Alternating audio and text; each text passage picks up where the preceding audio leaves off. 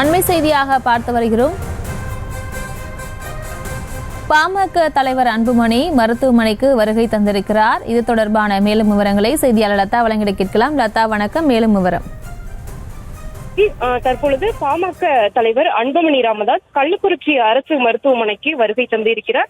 இங்கே விஷ சாராயம் அருந்தி உடல்நிலை பாதிக்கப்பட்டு சிகிச்சை பெற்று வருபவர்களை நேரில் சந்தித்து பாமக தலைவர் அன்புமணி ராமதாஸ் இவர்களுக்கு ஆறுதலை தெரிவிக்க இருக்கிறார். ஒவ்வொருவராக நேரில் சந்தித்து அவர்களிடம் நலம் விசாரிக்க இருக்கக்கூடிய அன்புமணி ராமதாஸ் அவர்களினுடைய உறவினர்களுக்கு ஆறுதலும் தெரிவிக்க இருக்கிறார். அந்த வகையில் தற்பொழுது அன்புமணி ராமதாஸ் சென்னை கள்ளக்குறிச்சி அரசு மருத்துவக் கல்லூரி மருத்துவமனைக்கு தற்பொழுது வருகை தந்து இருக்கிறார். உடன் பாமக முக்கிய நிர்வாகிகளும் கூட வருகை தந்து இருக்கிறார்கள்.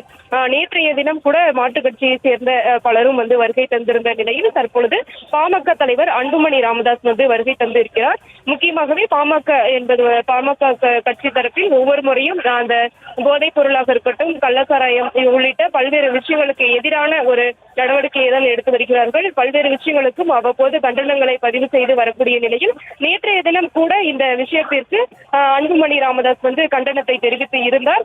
மேலும் கட்சியினுடைய பாமக கட்சியினுடைய நிறுவனர் ராமதாஸ் அறிக்கையில் கூட அவர் சிபிஐக்கு இந்த விசாரணையை மாற்ற வேண்டும் என்ற ஒரு கோரிக்கையும் கூட வைத்திருந்தார். இந்த விவகாரம் தொடர்பாக சிபிஐ விசாரணை நடத்தி வரக்கூடிய நிலையில் தற்பொழுது அது சிபிஐக்கு மாற்ற வேண்டும் என்ற ஒரு கோரிக்கையும் கூட அவர் குறிப்பிட்டிருந்தார். இதற்கிடையே ஏற்கனவே கண்டனங்களை பதிவு செய்திருந்தார்கள். நேற்றைய தினம் பாமகவுடைய அந்த பொதுச் செயலாளர் திலகபாமா கூட நேற்றைய தினம் வந்திருந்தார். அந்த வகையில் தற்பொழுது அன்புமணி ராமதாஸ் நேரில் வருகை தந்திருக்கிறார். ஒவ்வொருவராக பாதிக்கப்பட்டு சிகிச்சை பெற்று வருபவர்கள் மட்டும் கள்ளக்குறிச்சியில் 50க்கும் மேற்பட்டோர் இருக்கிறார்கள். அவர்களை இந்த மருத்துவமனைக்கு சென்று ஒவ்வொருவராக நேரில் சந்தித்து அவர்களினுடைய உடல்நிலை எப்படி இருக்கிறது, அவர்களுக்கு ஏதாவது உதவிகள் தேவைப்படுகிறதா உள்ளிட்டவை குறித்து அவர்களிடம் கேட்டறிய இருக்கிறார். மேலும் அங்கு இருக்கக்கூடிய மருத்துவர்களிடம் அவர்களினுடைய உடல்நிலை எப்படியான முன்னேற்றம் இருக்கிறது, அவர்களுக்கு ஏதாவது மருத்துவ உதவிகள் தேவையான அனைத்து வசதிகளும் இருக்கிறதா என்பது தொடர்பாகவும் கூட அவர் கேட்டறிய இருக்கிறார்.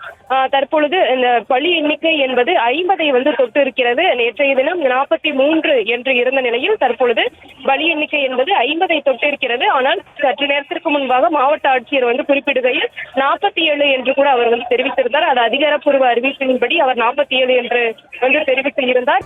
நன்றி லதா. செய்திகளை உடனுக்குடனும் துல்லியமாகவும் தெரிந்து கொள்ள சப்ஸ்கிரைப் பண்ணுங்க.